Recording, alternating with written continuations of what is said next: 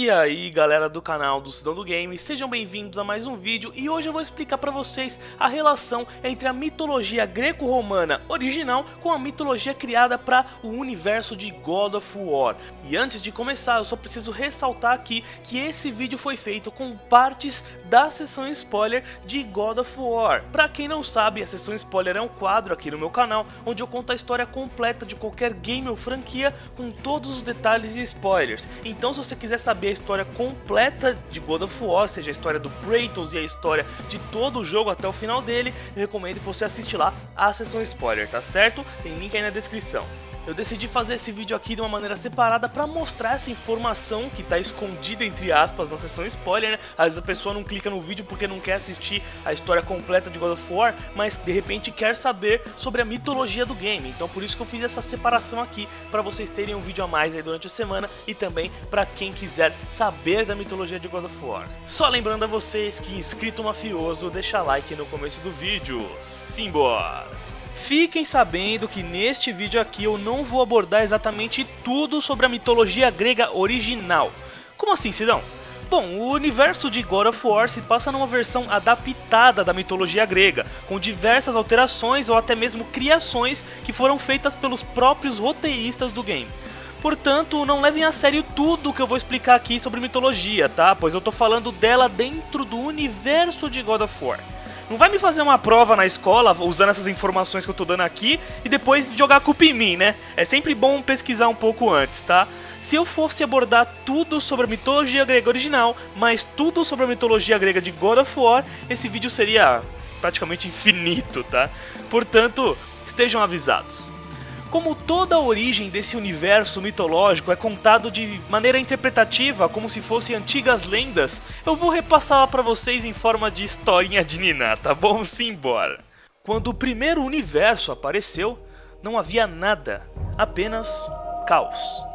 E caos deu à luz a Nyx, ou a Noite, uma figura sombria que também ressoava com vida. Juntos, Caos e Nyx criaram o mundo. Querendo expandir o seu belo trabalho, criaram a chamada Ilha da Criação, onde toda a vida teria início. Gaia, a mãe de toda a Terra, foi a primeira a nascer ali. Então, foi criado Urano, a personificação do céu, para que Gaia não ficasse sozinha. Juntos, eles deram à luz a outros seres, que ficaram conhecidos como os Titãs e as Titanídees. Na mitologia grega original existiam muitos titãs e filhos de titãs que por sua vez também eram titãs. Em God of War, nem todos eles são mostrados ou abordados, por isso eu vou falar apenas sobre os que aparecem de fato nos jogos da saga. Dentre os titãs de destaque nós temos Cronos, que era o titã do tempo, e a sua esposa Rhea, Oceano, que era a personificação dos rios que circundam o mundo, Hiperion, que era o titã da luz e do fogo astral, Jápeto, que era o titã da mortalidade, Temis, que era a encarnação das leis e dos costumes, e Theia, que era a titaníde da visão. Lembrando que esses são apenas os titãs que aparecem de fato ou são mencionados na saga God of War. Existem dezenas de outros mais na mitologia original. Junto com eles também nasceram os Ciclopes e o grande Hecatonquirus. No universo de God of War, os Ciclopes eram seres gigantes e monstruosos que tinham um terceiro olho localizado na testa. Já o Hecatonquirus eram 3 seres monstruosos em um só, tudo junto e misturado, com mais de 100 braços e 50 cabeças. Urano, horrorizado com a natureza dos filhos que havia gerado, decidiu por escondê-los no Tártaro. Assim como Gaia é a personificação da Terra e Urano é a personificação do céu, Tártaro é a personificação do mundo inferior. Nele estão as cavernas e grutas mais profundas e os cantos mais terríveis do mundo.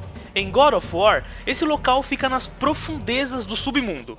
Na mitologia grega original, o engraçado é que não se sabe exatamente onde fica isso, tem várias versões. Se é abaixo de tudo, como nessa imagem aí, se é dentro de Gaia na parte do estômago dela, ou se Tártaro é também mais um titã, pois dizem que o grande Tifão, o titã do vento, pode ser filho de Gaia com o Tártaro.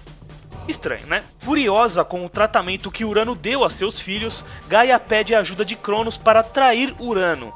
Usando uma foice, Cronos castrou o próprio pai, o tirando do poder. Sendo assim, ele passou a ser o líder absoluto dos titãs. Foi nesse período que os titãs começaram a ter filhos, alguns deles também titãs e outros não. Dentre os principais titãs de segunda geração retratados na história da saga God of War, estavam os filhos de Jápeto. Dentre eles, Atlas, que era o titã da resistência, Prometeu, que era o titã da previsão, do conhecimento prévio, Epimeteu, que era o titã da imprevidência, da falta de prevenção, ou seja, o contrário de Prometeu, e Menoécio, que não é abordado nos jogos. Esses tempos ficaram conhecidos como a Era de Ouro da Humanidade. Humanidade, Sidão? Existiam humanos?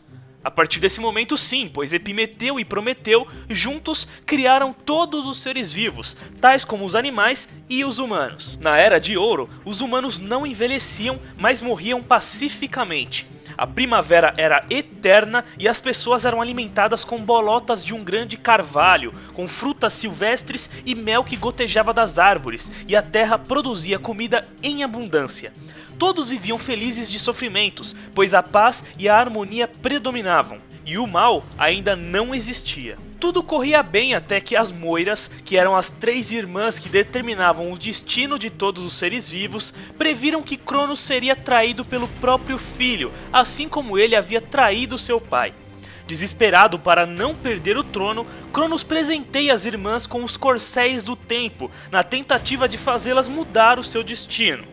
Elas aceitam o presente, mas dizem que não poderiam fazer nada para ajudá-lo, o que levou Cronos a uma única opção: usar camisinha. Brincadeiras à parte, como naquela época não existia camisinha, Cronos passou a engolir todos os filhos que tinha com sua esposa Réia, na tentativa de evitar que algum deles o traísse quando ficassem mais velhos. Sidão, espera aí, você não vai falar sobre as irmãs do destino e esses tals de corcéis do tempo? Sim, eu vou sim, mas somente na sessão spoiler de God of War 2. Continuando. Então, Cronos engoliu suas filhas Hestia, Demeter e Hera e seus filhos Hades e Poseidon. Furiosa pela perda de seus bebês, Rhea, a esposa de Cronos, bola um plano. Escondida do marido, ela entrega a Zeus, que era seu último filho, nas mãos de Gaia, para que ela o escondesse e o criasse. No lugar do menino, ela entrega a Cronos uma pedra enrolada em um pano, e o titã engole pensando ser seu filho.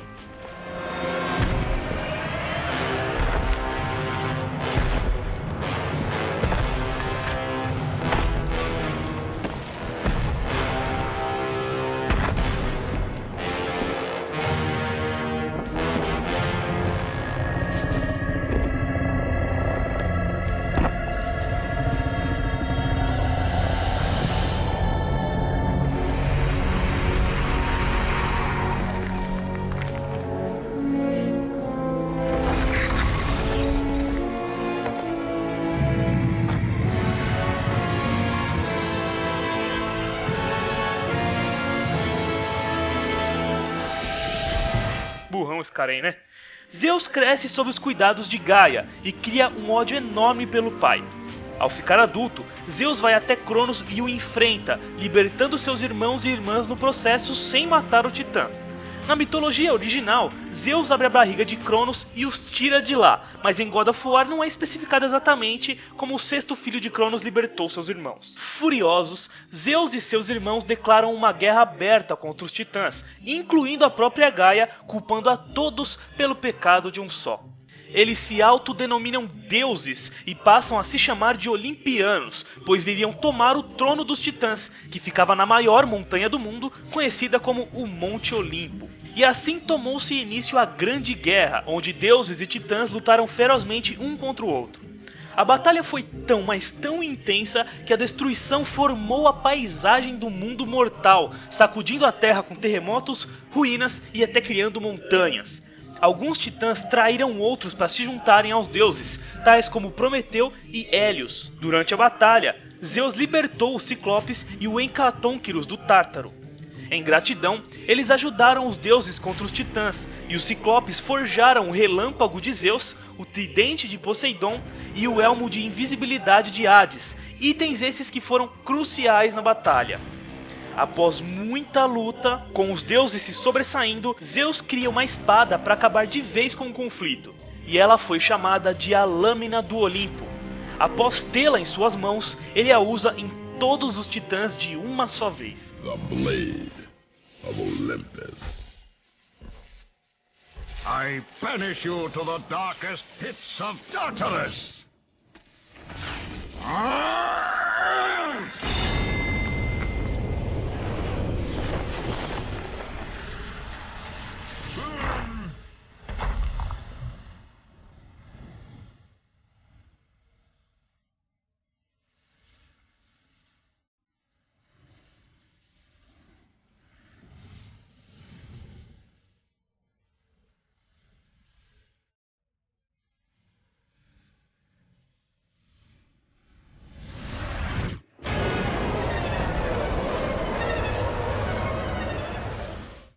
Todos os titãs foram simultaneamente mandados para as profundezas do Tártaro, onde permaneceriam por toda a eternidade, sendo torturados e humilhados.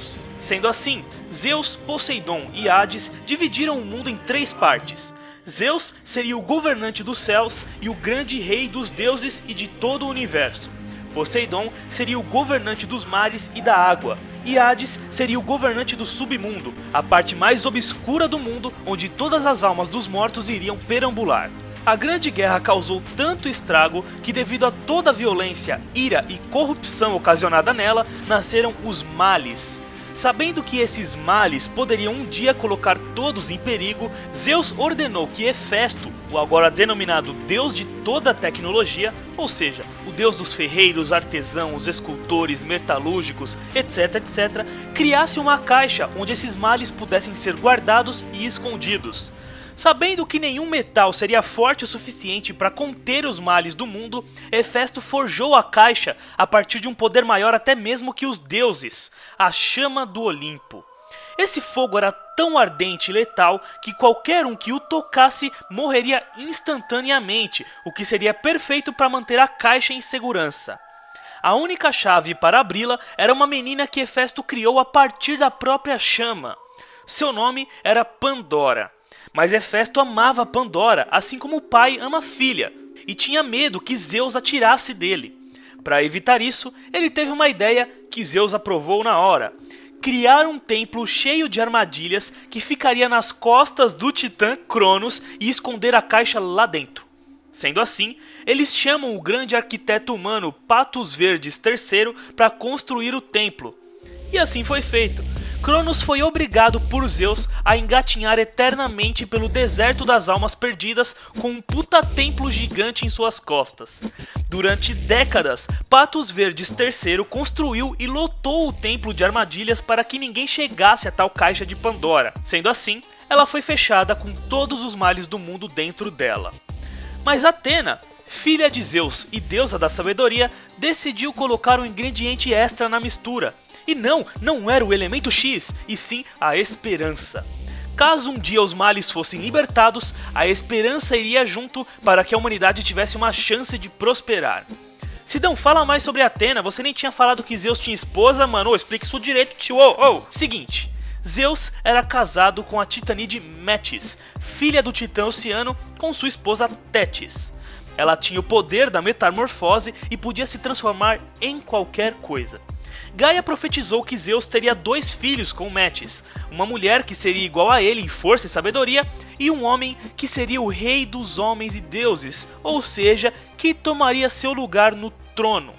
Com medo de que isso acontecesse, Zeus brinca de espertinho com sua esposa e manda ela se transformar em água. Ao fazer isso, Zeus a engole. O engraçado é que, mesmo assim, Metis ainda conseguiu dar à luz a tal mulher, que seria Atena. Ao engolir Metis em forma de água, Zeus começou a ter fortes dores e chamou Prometeu e Hefesto para ajudá-lo. Com um machado, eles abriram a cabeça de Zeus e Atena saiu de lá já adulta, vestida e equipada com capacete, lança e escudo. Então tá, né?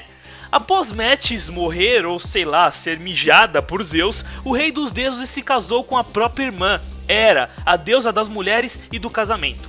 Juntos, eles tiveram um filhinho, Ares, o todo-poderoso deus da guerra. E foi nesse período que a Era de Ouro da humanidade acabou, graças ao Prometeu. Para ajudar a humanidade, ele roubou um pouquinho das chamas do Olimpo e a concedeu aos homens, assegurando a superioridade deles sobre os outros animais. A fúria de Zeus foi tamanha que a punição de Prometeu foi inacreditável. Ele foi condenado a ficar preso em uma rocha e ter seu estômago devorado todos os dias por uma enorme águia. No final de cada dia, ele seria curado, para que no dia seguinte fosse devorado novamente pelo faminto animal, dia após dia, por tempo indeterminado. E foi marcado assim o fim da Era de Ouro e início da Era de Prata, onde Zeus encurtou a primavera, criando as estações do ano e assolando a terra com o frio e com o calor. Tornou-se necessário a invenção de casas e o desenvolvimento da agricultura, e ocorreu também a extinção da juventude eterna, ou seja, agora as pessoas envelheciam. Após muitos e muitos anos, a Era de Prata acaba e toma início a Era de Bronze, onde Zeus cria então uma terceira raça de homens perecíveis, mais violentos e fortes. E por fim, na era em que o jogo se passa, a Era dos Heróis. Nela, ao morrerem, todos os grandes guerreiros, sacerdotes e benfeitores iriam para um lugar chamado de a Ilha dos Bem-Aventurados, onde viveriam felizes, distantes dos mortais e sem contato com os vivos, talvez até se tornando deuses e indo para o Olimpo, dependendo do que eles fizeram. Já os injustos iriam para o submundo de Hades, junto com os humanos normais que não fizeram nada demais, porém iriam sofrer. Se você tem o mínimo de conhecimento sobre mitologia grega, você sabe que desde sempre Zeus foi um cara muito transão. Não é porque ele era casado que ele não pulava cerca não, seja com outras deusas, mortais e até mesmo com animais. Em um desses encontros às escondidas, Zeus fez amor com uma mortal espartana chamada Calisto e a engravidou, assim como ele já havia feito com muitas outras mulheres pelo mundo. Desse amor proibido saiu um menino chamado Kratos. Só que, não satisfeito, Zeus voltou a procurar Calliope, deu mais umas bimbadas e depois nasceu o irmão mais novo de Kratos, chamado Deimos. Antes de falar de Kratos e Deimos, vamos especificar quem eram os mais importantes deuses do Olimpo presentes na saga. Só relembrando, como eu já havia mencionado, Zeus era o deus do céu e rei dos deuses. Hera era a esposa de Zeus e deusa da mulher e do casamento. Ares era o deus da guerra, filho de Zeus com Hera. Atena era a deusa da sabedoria, filha de Zeus com Metis. Poseidon era o deus dos mares e da água. Hades era o deus do submundo. E Hefesto era o deus da tecnologia, o ferreiro oficial dos deuses e também era filho de Zeus. Agora, Afrodite era a deusa do amor, da beleza e do sexo, e era esposa de Hefesto, não porque o amava, mas porque fora prometida a ele por Zeus em forma de gratidão pelos seus serviços. Ela traía ele toda hora na cara dura, tanto com deuses como Ares, tanto com mortais. Perséfone era a rainha do submundo, pois era esposa de Hades. Ela também era filha de Zeus. Anfítrite era a rainha dos mares, pois era esposa de Poseidon. Apolo era o deus da luz, assim como o deus da cura, medicina, arte, música e arquearia, e também era filho de Zeus. Sua irmã gêmea, Ártemis, era a deusa da caça. Hermes era o deus dos mensageiros, atletas e da velocidade. Era o principal mensageiro dos deuses, e também era filho de Zeus. E Hélio, que traiu os titãs, assim como Prometeu, era o deus do sol, ou melhor, a personificação dele. Ou seja, ele era o próprio Sol.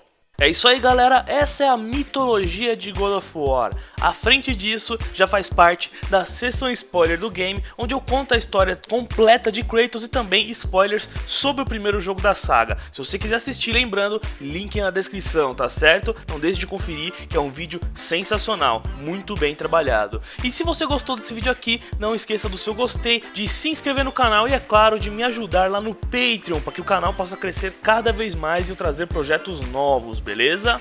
Só queria indicar aqui o canal do Sandman, que também é da hashtag Máfia do Spoiler, porque ele trouxe alguns quadros falando sobre a mitologia de God of War, mas especificamente de personagens e inimigos do jogo, então não deixem de conferir, também tem link na descrição para esses vídeos aí, ok?